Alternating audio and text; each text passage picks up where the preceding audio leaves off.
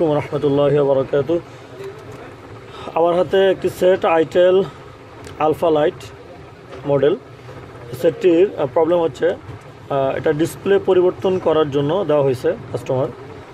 তো ডিসপ্লেটাই যখন আমরা পরিবর্তন করব, তো ডিসপ্লেটি লাগানোর পরে নতুন ডিসপ্লে একদম, তো নতুন ডিসপ্লেটি লাগানোর পরে যে প্রবলেমটা করে, এখানে আমরা ডিসপ্লেটি একটু লাগিয়ে আগে দেখি প্রবলেমটা কী করে। এই সেটটি পূর্বে আগে খোলা হয়নি, আমাদের এখানেই ফার্স্ট খোলা হয়েছে।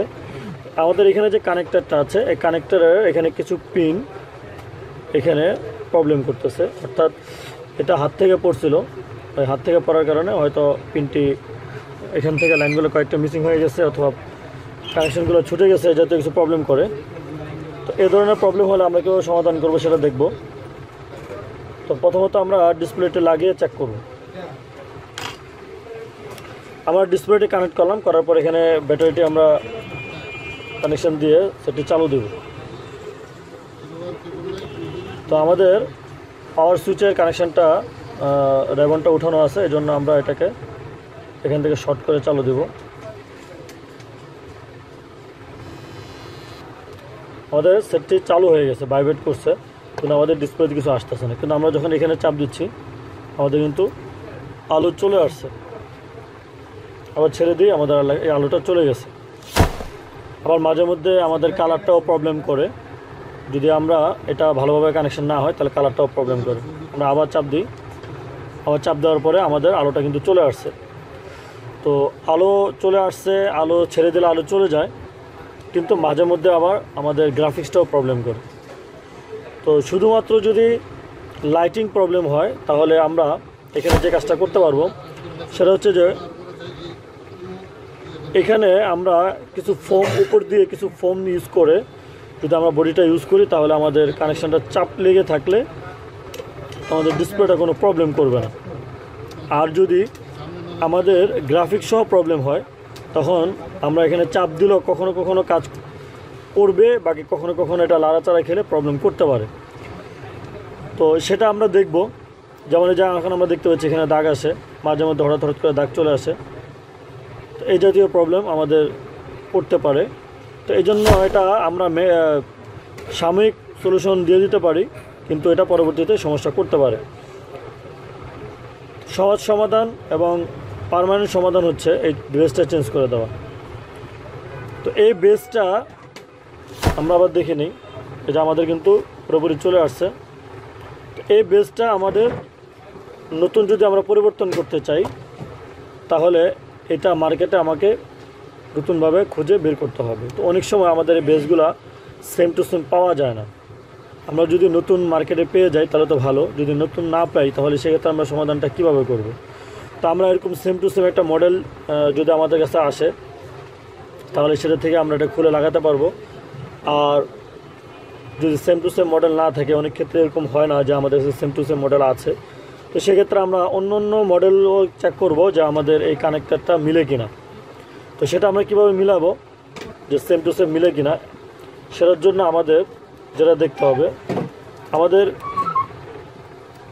বেসটা সাইজ সেম হতে হবে, পাশাপাশি বেজের এখানে সামনে যতগুলো পিন আছে পিছনে ততগুলো পিন থাকতে হবে, তাহলে এটা সেম টু সেম মিলবে। তো অনেক ক্ষেত্রে আমাদের এই কানেক্টরগুলা মিলানো কষ্টকর হয়। এজন্য আমি আরেকটা আপনাদেরকে পয়েন্ট দেখাবো, এবং আমার এখানে যারা স্টুডেন্ট আছে সবাইকে আমি বিষয়টা বোঝানোর চেষ্টা করতেছি। সেটা হচ্ছে যে আমাদের কিছু কিছু সেট আছে, যে সেটগুলার জন্য আলাদা চার্জিং লজিক থাকে, এবং ওই চার্জিং লজিকটা কানেক্ট পাওয়ার জন্য একটা রেবন ইউজ করা হয়। তো যে রেবনটা ইউজ করা হয়, তো সেক্ষেত্রে অনেক সময় ওই লজিকটার মধ্যে এ ধরনের একটা কানেক্টর পাওয়া যায়। এরকমই একটি লজিক আমি এখানে দেখাবো। আমার হাতে এখানে কয়েকটি লজিক আছে, এর মধ্যে এটা যেমন একটি লজিক আছে, এটা একটা লজিক বিভিন্ন মডেলের, এটা একটা লজিক এবং এটা একটা লজিক। আমরা দেখতে পাচ্ছি যে এখানে যে লজিকটা আছে, এই লজিকটার যে কানেক্টরটা আর এই কানেক্টরটা বহু সেম, এবং এটার পিন সংখ্যা আর এটা পিন সংখ্যা সেম। এই কানেক্টরটি ফ্রেশ আছে এবং ভালো আছে।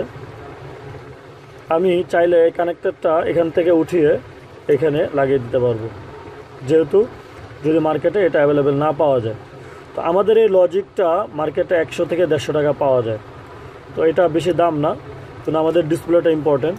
তো সেই জন্য আমরা যদি কখনো এই ধরনের কানেক্টর না পাই, তাহলে আমরা পুরাতন এই ধরনের লজিকগুলো যখন কাজ করব, পরিবর্তন করব, তখন এটা ফেলে না দিয়ে এটা রেখে দিব। তো রেখে দিলে যে ফায়দাটা হবে, কখনো কখনো আমার এই চার্জিং পোর্ট অথবা মাইক্রোফোনের লাইন হারিয়ে যাওয়ার কারণে বা বিভিন্ন ধরনের সমস্যার কারণে কিন্তু আমরা চার্জিং পোর্ট লজিকটা চেঞ্জ করে দিই, পরিবর্তন করে দিই, কিন্তু আমাদের অন্যান্য ফাংশনগুলো কিন্তু ভালো থাকে। তো সেইগুলো আমরা না ফেলে দিয়ে এটা রেখে দিব। রেখে দিলে যে ফায়দাটা হবে, কখনো কখনো আমাদের এই কানেক্টরগুলো কিন্তু প্রয়োজন হয়ে যেতে পারে। তো এটা যেমন একটা কানেক্টর, আমার কাছে আরও যে কানেক্টরগুলো আছে, যেমন এটার মধ্যে সেম কানেক্টর না, বাট এটার মধ্যে এক ধরনের কানেক্টর আছে। তো আমরা জানি যে কিছু কিছু আমাদের এরকম টাচ আছে বা কিছু কিছু আমাদের এরকম কানেকশান আছে যেগুলো এই ধরনের কানেক্টর হয়। তো এগুলো সবগুলো আমার অকেজো লজিক বোর্ড, চার্জিং লজিক, এগুলা ব্যবহার করা এবং নষ্ট বলা যায় এরকম, যে কোনো একটা ফাংশন প্রবলেম হওয়ার কারণে এগুলো পরিবর্তন করা হয়েছে। তো এগুলো আমি ফেলে না দিয়ে রেখে দিছি, যে কখনো যদি কোনো প্রয়োজন হয়ে যায়। যেমন এই যে আমাদের এখানে একটা কানেক্টর আমরা দেখতে পাচ্ছি, তারপর আমরা এখানে একটা কানেক্টর দেখতে পাচ্ছি। এই কানেক্টরগুলো অনেক ক্ষেত্রে আমরা অনেক সময় কিনতে পাই না। যেমন আমাদের ডিসপ্লে কানেক্টর থাকে এই জাতীয়, তারপর আমাদের ক্যামেরা কানেক্টর থাকে এই জাতীয়। তো ওটা না পেলে তখন আমরা কি করতে পারি, এই ধরনের লজিক থেকে এটা পরিবর্তন করে দিতে পারি। এরপর আরেকটি পয়েন্ট হচ্ছে, যদি কখনো এরকম হয় যে আমার কাছে পুরাতন লজিকগুলো নেই, আমি ফেলে দিছি, সেক্ষেত্রে আমি আরেকটা কাজ করতে পারবো। আমি মার্কেটে গিয়ে আমি এই ধরনের লজিক বোর্ড খোঁজ করব, যেটার মধ্যে আমাদের এই ধরনের কানেক্টরগুলো পাওয়া যাবে। তখন আমি এই মডেলের একটা লজিক বোর্ড কিনে নিলে 100 টাকা বা 120 টাকা বা সর্বোচ্চ 150 টাকা দিয়ে, তাহলে কিন্তু আমি কানেক্টরটা পেয়ে যাব। যখন আমি বেসটা না পাবো। আর আমি যদি বেসটা পেয়ে যাই, তাহলে তো আমার আর কোনো সমস্যা থাকলো না। কিন্তু যখন আমি বেসটা না পাবো, তখন আমি এভাবে আমাদের কানেক্টরগুলোকে বের করব। তো কানেক্টরটা আমি পেয়ে গেলাম। এখন কানেক্টরটা আমি কিভাবে পরিবর্তন করব, এখান থেকে সেফলি কানেক্টরটা কীভাবে খুলব এবং এখান থেকে কানেক্টরটা খুলে কীভাবে পরিবর্তন করব, সেটাই আমরা এখন দেখব। তো প্রথমত আমরা আমাদের মাদারবোর্ডটা খুলে নিয়ে মাদারবোর্ডটা থেকে আমাদের কানেক্টরটা খুলে ফেলবো আমরা।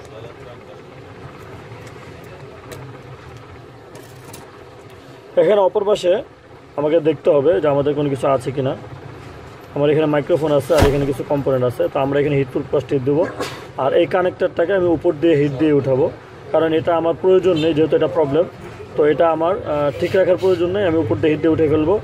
আর যেহেতু এটা আমার ঠিক রাখার প্রয়োজন, তো এটাকে আমি পিছন দিয়ে হিট দিয়ে তারপরে উঠাবো।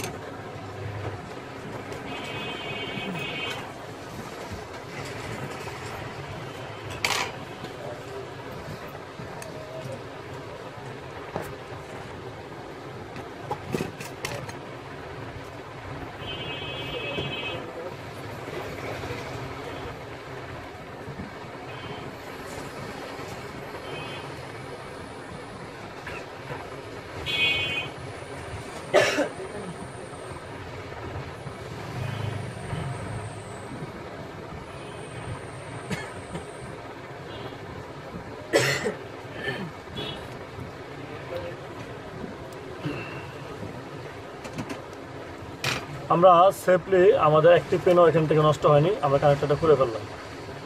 অবশ্যই কানেক্টরটা খোলার সময় আমাকে এখানে পেস্ট ইউজ করতে হবে, তাহলে আমাদের কানেক্টরটা সহজে খুলে যাবে। এখন আমরা এই লজিক বোর্ডটা থেকে কানেক্টরটা খুলব। এটাও আমরা চাইলে উপর দিয়ে হিট দিয়ে উঠাতে পারি। তো আমরা এটাকে নিচ দিয়ে হিট দিয়ে উঠাবো।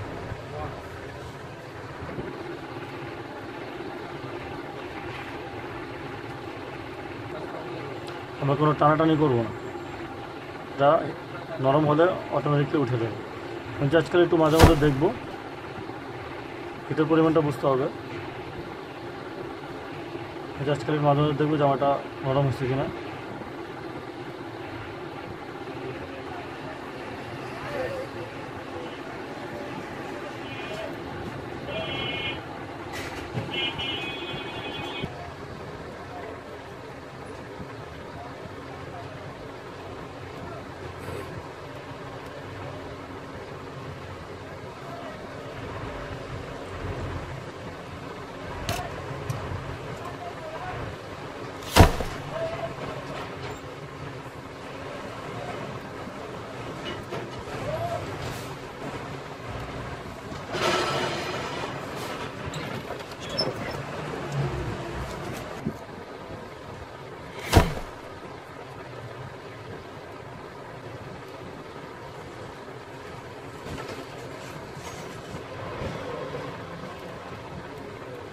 এটা কেন দিলাম? অল্প এটা যাতে এটা বলে লেগে যাচ্ছে।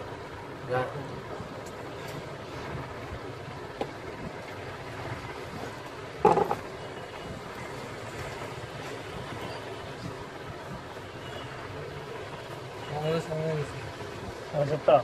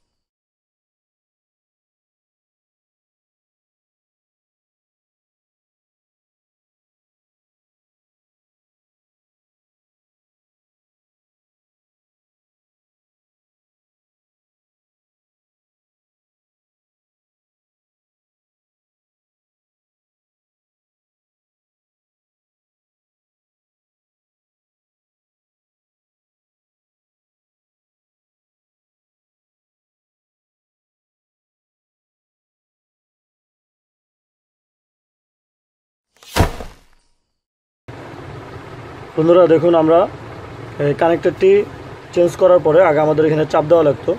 এখন আমরা কানেক্টরটি খুব সুন্দরভাবে সহজভাবে চেঞ্জ করেছি। এখন আমাদের কিন্তু কোনো চাপ দেওয়া লাগেনি, সরাসরি আমাদের এটা কিন্তু ডিসপ্লে চলে আসছে। আমরা আবার এটা বন্ধ ছেড়ে দিলাম, আমরা আবার এটাকে চালু দিয়ে দেখব।